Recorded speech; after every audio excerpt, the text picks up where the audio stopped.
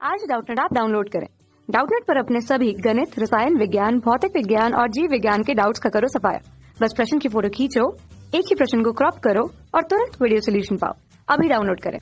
Hello friends, हमारा question है hydrogen परमाणुओं वाली एक विसर्जन नलिका से प्रकाश सोडियम के एक टुकड़े पर पड़ता है।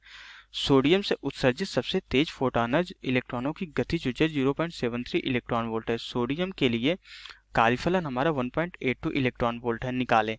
तो क्वेश्चन का पहले पार्ट में क्या निकालना है? प्रकाश वैद्युत उत्सर्जन से उत्पन्न करने वाले फोटॉनों की ऊर्जा। सेकंड पार्ट है क्वेश्चन का, इन फोटॉनों के उत्सर्जन से संबंधित दो स्तरों की क्वांटम संख्या है। थर्ड पार्ट है क्वेश्चन को, उपरोक्त संक्रमण में हाइड्रोजन परमाणु में इलेक्ट्रॉनों के कोणीय संवेग में परिवर्तन। और फोर्थ पार्ट है क्वेश्चन का, उत्सर्जक परमाणु की प्रतिक्षेप चाल, यह मानते हुए कि संक्रमण से पहले यह विराम अवस्था में था। हाइड्रोजन परमाणु का आयनन विभव है। ओके, तो हमें क्या निकालना है? हमें क्वेश्चन में जो है ये चार क्वेश्चन सॉल्व करने, चार जो है हमें जो है एक क्वेश्चन के चार पार्ट है, चारों को वन बाय वन करके हम सॉल्व करेंगे। तो सबसे पहले हम यहाँ पे जो है क्वेश्चन के फर्स्ट पार्ट को सॉल्व करते हैं। तो उससे पहले क्वेश्चन को थोड़ा सा समझते हैं। तो हमारा क्या है कि हम मान लेते हैं हमारा कोई सोडियम का ये क्या है, कोई टुकड़ा है। ओके, तो इस पे क्या किया जाता है? यहाँ पे इस पे जो है हमारा जो है कोई प्रकाश का जो है हमारा जो है यहाँ पे किसी विसर्जन नलिका से प्रकाश को जो है इस सोडियम के टुकड़े पर हमारा क्या है, आपतित किया जाता है। प्रकाश इस तरीके से हमारा जो है इस पे आपतित होता है। ओके, अब जब प्रकाश हमारा इस तरीके से आपतित होता है तो हमें पता है कि प्रकाश के पास हमारी क्या होती है, फोटोनों के रूप में ऊर्जा होती है जो कि hν के बराबर होती है। ये जो है प्रकाश हमारे फोटोन के रूप में चलते हैं और इनको उनकी ऊर्जा जो है hν के बराबर होती है। तो ये ऊर्जा, अब ये हमें पता है सोडियम क्या होता है, हमारा धातु होता है, इसमें बहुत सारे हमारे क्या होते हैं, मुक्त इलेक्ट्रॉन होते हैं। अगर सोडियम में बहुत सारे मुक्त इलेक्ट्रॉन होते हैं तो ये ऊर्जा क्या करता है, ये जो है hν की ऊर्जा को इलेक्ट्रॉन लेता है और यहाँ से हमारा क्या होता है, यहाँ पे इसके पृष्ठ पर उत्सर्जित होकर आ जाता है। क्योंकि अब क्या होता है कि यहाँ पे ये ग्राउंड स्टेट निम्नतम अवस्था में होता है, तो ऊर्जा लेने के बाद ये क्या करता है, अपनी उच्चतम ऊर्जा अवस्था में आना शुरू कर देता है और इस तरीके से ये पृष्ठ पर आ जाते हैं। तो जब ये पृष्ठ पे आ जाते हैं तो इनकी इस कंडीशन में गतिज ऊर्जा गिवन है और इस धातु का कार्यफलन गिवन है और हमें क्या करना है, यही ऊर्जा हमें कैलकुलेट करनी है hν पहले पार्ट में। तो हमें यहाँ पे पता है कि जो hν आ रही ऊर्जा ये कहाँ कहाँ जा रही है। ऊर्जा के संरक्षण के सिद्धांत से ऊर्जा न तो हमारी नष्ट होती है और न ही उत्पन्न की जा सकती है। हमारी ऊर्जा जो है एक फॉर्म से दूसरे फॉर्म में जो है परिवर्तित होती रहती है। तो यहाँ से hν ऊर्जा क्या कर रहा है कि इलेक्ट्रॉन जो है इस सोडियम धातु के अंदर से जो है पृष्ठ तक आने में, कार्य करने में खत्म कर रहा है। उसके बाद जो है क्या कर रहा है कि जो बच रही है वो उसकी इलेक्ट्रॉन की गतिज ऊर्जा के रूप में बच रहा है। तो जो ऊर्जा कार्य करने के रूप में खत्म होती है वही हमारा क्या होता है, धातु का कार्यफलन होता है। ये धातु की प्रॉपर्टी पर निर्भर करता है। ओके, तो यहाँ से हमारा क्या हो जाएगा, अगर हम यहाँ पे प्रकाश विद्युत प्रभाव का अगर समीकरण लिखना चाहें तो किस तरीके से लिख सकते हैं? ये हमारा होता है hν कहाँ कहाँ जा रहा है, हमारा जो है उसकी इलेक्ट्रॉन की गतिज ऊर्जा के रूप में हो जा रहा है और प्लस उसके बाद हमारा जो है कार्यफलन में जा रहा है। ओके, hν की ऊर्जा यही दो जगह हमारी खत्म हो रही है। ओके, तो अब इसके बाद हम जो है इसी समीकरण का यूज करके हम hν की वैल्यू कैलकुलेट कर सकते हैं। गतिज ऊर्जा क्वेश्चन में गिवन है जो कि हमारी जो है 0.73 इलेक्ट्रॉन वोल्ट के बराबर है। ये कितना है, 0.73 इलेक्ट्रॉन वोल्ट है।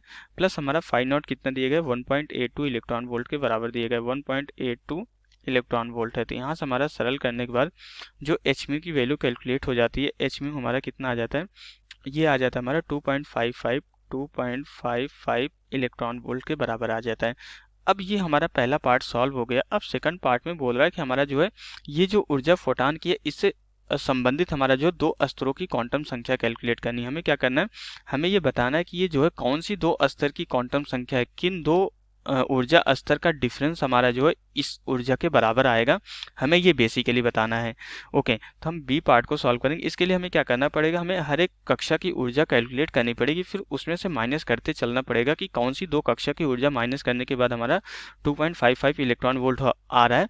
तो वही दोनों क्या होंगी, हमारी मुख्य क्वांटम संख्या होगी, वही दो ऊर्जा स्तरों की जो है क्या हो जाएगी, क्वांटम संख्या हो जाएगी। तो हमें पता है कि हमारी जो nवीं कक्षा की ऊर्जा होती है, हम हाइड्रोजन परमाणु की बात कर रहे हैं, तो nवीं कक्षा की जो हमारी ऊर्जा होती है किसी भी परमाणु के लिए कितनी होती है, हमारी 13.6 जो है इंटू जो है हमारा Z square divided by n square, ये इलेक्ट्रॉन वोल्ट के रूप में होती है। लेकिन अगर हम हाइड्रोजन परमाणु की बात करेंगे तो ये हमारा हाइड्रोजन परमाणु के लिए जेड की वैल्यू क्या हो जाती है, इसकी वैल्यू 1 के बराबर हो जाती थी। कितना हो जाता है, 13.6 divided by n square into electron volt के बराबर हो जाती है। इसी फार्मूले का यूटिलाइज करके हम जो है अलग अलग जो है n बराबर अलग अलग ऊर्जा स्तर के लिए जो है हम कैलकुलेट करेंगे E की वैल्यू। तो यहाँ से n बराबर 1 के लिए अगर सबसे पहले कैलकुलेट करें तो हमारा E1 कितना हो जाएगा, E1 हमारा -13.6 इलेक्ट्रॉन वोल्ट के बराबर हो जाएगा। ओके, अब अगर हम यहाँ पे n बराबर 2 कैलकुलेट करें तो n बराबर 2 हमारा कितना हो जाएगा, E2 equal to -13.6 divided by 2 का स्क्वायर हो जाएगा। ये कितना हो जाएगा हमारा,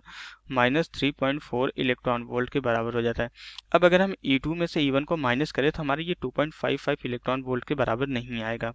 ओके, इसलिए हम अब आगे और भी कैलकुलेट करेंगे। n बराबर 3 के लिए कैलकुलेट करेंगे तो E3 हमारा कितना हो जाएगा, ये E3 हो जाएगा -13.6 डिवाइडेड बाई जो है 3 स्क्वायर हो जाएगा, जो कि हमारे यहाँ पे कितना आ जाएगा, ये -1.51 इलेक्ट्रॉन वोल्ट के बराबर हो जाएगा।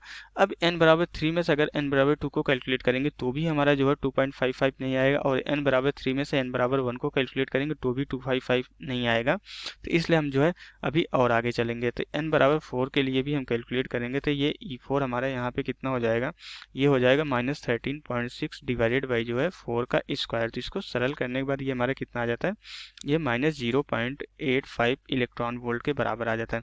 अब अगर हम E4 में से E3 को माइनस करेंगे तो हमारा नहीं आएगा, लेकिन E4 में से अगर हम E2 को माइनस करेंगे तो हमारा 2.55 इलेक्ट्रॉन वोल्ट आ जाएगा। मीन्स हमारा क्या हो जाएगा, अगर हम यहाँ पे जो है E4 में से जो है E4 में से अगर हम यहाँ पे जो है E2 को माइनस करेंगे तो E4 माइनस E2 करेंगे तो ये कितना हो जाएगा हमारा, यहाँ पे E4 हमारा कितना -0.85 है और E2 हमारा कितना है -3.4 है। ये दोनों ही हमारे इलेक्ट्रॉन वोल्ट में है तो हमारा आंसर भी कितना आ जाएगा, इलेक्ट्रॉन वोल्ट में ही कितना आ जाता है हमारा 2.55 इलेक्ट्रॉन वोल्ट। मीन्स हमारी जो मुख्य क्वांटम संख्या होगी n बराबर 4 और n बराबर 2, इन्हीं दो ऊर्जा स्तरों से संबंधित हमारी ये ऊर्जा है। मीन्स अब हमारा जो आंसर हो जाएगा n इक्वल टू हमारा कितना हो जाएगा 4 एंड जो है 2 हो जाएगा। तो यहाँ पे हमारा जो है पहले पार्ट का जो आंसर आया, हमारा पहले पार्ट का आंसर हमारा कितना आया है, एच म्यू इक्वल टू यहाँ पे 2.55 इलेक्ट्रॉन वोल्ट के बराबर, ये पहले पार्ट का आंसर आया है। और हमारा n बराबर 4 एंड n बराबर 2 हमारा ये क्या है, दूसरे पार्ट का आंसर आया है। तो दो पार्ट हमारा कंप्लीट हो जाता है। अब हम क्या करेंगे, तीसरे पार्ट को सॉल्व करेंगे। तीसरे पार्ट में क्या बोला जा रहा है कि उपरोक्त संक्रमण में हाइड्रोजन परमाणु में इलेक्ट्रॉनों के कोणीय संवेग में परिवर्तन कैलकुलेट करना है। ओके, तो सी वाले पार्ट में हमें क्या करना है, कोणीय संवेग में परिवर्तन कैलकुलेट करना है। तो एल का जो हमारा फॉर्मूला होता है, इसका फॉर्मूला हमें पता होता है, एल इक्वल टू जो हाइड्रोजन परमाणु के जो है बोर मॉडल के अनुसार हमारा क्या है, एल इक्वल टू NH/2 पाई, यही हमारा क्वांटीकरण का सिद्धांत होता है। nवीं कक्षा का जो कोणीय संवेग होता है L equal to NH/2 pi, n क्या होती है, nवीं ऊर्जा स्तर की मुख्य क्वांटम संख्या होती है। तो यहाँ से हम क्या करेंगे, हमारा जो डेल्टा एल हो जाएगा, हमारा डेल्टा एल कितना हो जाएगा, कोणीय संवेग में परिवर्तन कैलकुलेट करना है। तो H/2 पाई ये तो कांस्टेंट ही रहेगा, चेंज हमारा n ही हो रहा है, तो delta n into h divided by जो है 2 पाई के बराबर हो जाएगा। तो यहाँ पे जो हम क्या करेंगे, हमारा जो है कौन कौन सी मुख्य क्वांटम संख्या आई है, n बराबर 4 से जो है n बराबर 2 में जा रहा है। तो मीन्स हमारा क्या हो रहा है, क्या डेल्टा n 4 माइनस 2 आएगा, यहाँ पे h डिवाइडेड बाई ये 2 पाई हो जाएगा। तो इसको जब सरल करते हैं तो हमारा डेल्टा l कितना कैलकुलेट हो जाता है, delta l equal to h divided by pi के बराबर हो जाता है।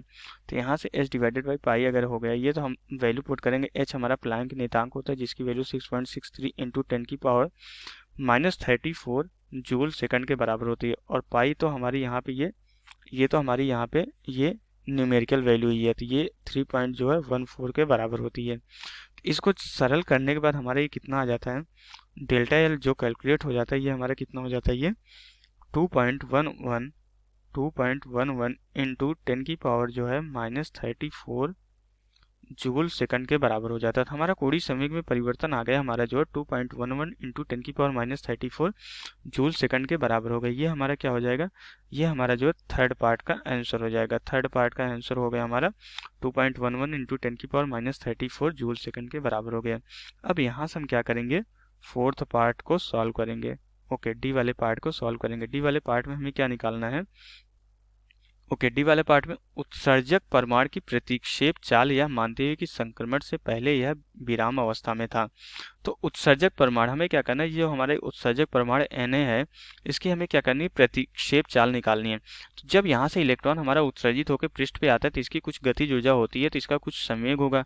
तो इससे क्या होगा, हमारा पहले क्या था, जब हमारे यहाँ पे फोटॉन इस पे नहीं उत्सर्जित हो रहा था, हमारा ये क्या था, ये हमारा पहले विरामावस्था में, पहले अगर ये विरामावस्था में था, ओके, तो यहाँ पे पहले क्या था, हमारा सोडियम परमाणु जो है विरामावस्था में था, तो हमारा क्या होगा कि हमारा यहाँ पे संवेग संरक्षित रहेगा, क्योंकि हमारा बाहरी कोई बल काम नहीं कर रहा, तो इसलिए हमारा सोडियम परमाणु का जो संवेग रहेगा ये संरक्षित रहेगा इस निकाय का। तो अगर यहाँ पे इलेक्ट्रॉन उत्सर्जित होकर इसकी कुछ गतिज ऊर्जा आ रही थी, मीन्स इसके पास कुछ ना कुछ वेग होगा। अगर इसके पास कुछ ना कुछ वेग है तो इसके पास कुछ ना कुछ संवेग होगा। पहले अगर विरामावस्था में था तो पूरे निकाय का जो पहले संवेग था कितना था, 0 के बराबर था। अब अगर इलेक्ट्रॉन के पास संवेग आ गया तो इस परमाणु के पास भी हमारा कुछ ना कुछ संवेग आ जाएगा, दोनों का एडिशन होकर तभी हमारा 0 के बराबर होगा। ओके, तो इसलिए यहाँ पे हमारा क्या रहेगा, संवेग संरक्षित रहेगा। हमारा जो है पी क्या रहेगा, ये पी हमारा जो है यहाँ पे नियत रहेगा। तो संवेग संरक्षण के सिद्धांत से हमारा क्या हो जाएगा, ये नियत हो जाएगा। और अब हमारा जो है, जो हमारा इलेक्ट्रॉन का जो संवेग हो जाएगा ये कितना हो जाएगा, इलेक्ट्रॉन की ऊर्जा हमारी जो हमारी ऊर्जा है एच म्यू के बराबर है। ओके, तो ऊर्जा हमारी कितनी है, एच म्यू के बराबर है। तो हमें क्या, तो एच म्यू डिवाइडेड बाई हमारा क्या हो जाएगा, ये सी हो जाएगा। ऊर्जा में हम क्या करेंगे, सी का डिवाइड कर देंगे, ये तो हमारा संवेग में कन्वर्ट हो जाएगा। प्लस हमारा क्या हो जाएगा, हमारा जो है परमाणु का जो है हमारा सोडियम परमाणु उसका संवेग हो जाएगा, तो उसका ये द्रव्यमान हो जाएगा इनटू उसकी प्रतिक्षेप चाल हो जाएगी। ये यहाँ पे ये म्यू है और ये हमारा वी है। ओके, ये हमारा म्यू है और ये वी है, ये हमारी चाल है। तो इक्वल टू हमारा ये 0 के बराबर होना चाहिए, क्योंकि प्रारंभ में भी हमारा 0 ही था। तो यहाँ से हमारा जो वी है, हमारी चाल कितनी हो जाती है, minus H mu divided by जो है m इंटू सी के बराबर हो जाती है। लेकिन हमारा वेग जो है कभी निगेटिव नहीं हो सकता है, इसलिए हम माइनस साइन को यहाँ पे निगलेक्ट कर देंगे, h mu divided by m c के बराबर हो जाएगा। तो अब इसके बाद हमारा जो है यहाँ पे v हो जाएगा। ओके, एक्चुअली हमारे यहाँ पे माइनस साइन क्यों आ रहा है, क्योंकि हमारा ये जो यहाँ पे हमने जो पॉजिटिव ले लिया, क्या होगा हमारा 0 करने के लिए एक का संवेग अपोजिट डायरेक्शन में होगा। तो यहाँ पर अगर हम माइनस ले लेंगे तो यहाँ पे हमारा माइनस नहीं आएगा। ओके, तो यहाँ पे ये माइनस यही दिखा रहा है, हमारा वेग की डायरेक्शन बता रहा है कि हमारा क्या होगा, कि हमारा अपोजिट डायरेक्शन में होगा। लेकिन हमें परिमाण कैलकुलेट करना है, इसलिए हम इस माइनस साइन को जो है छोड़ सकते हैं। ओके, तो यहाँ से v इक्वल टू हमारा h की वैल्यू कितनी होती है, एच म्यू हमारा कितना है, 2.55 है।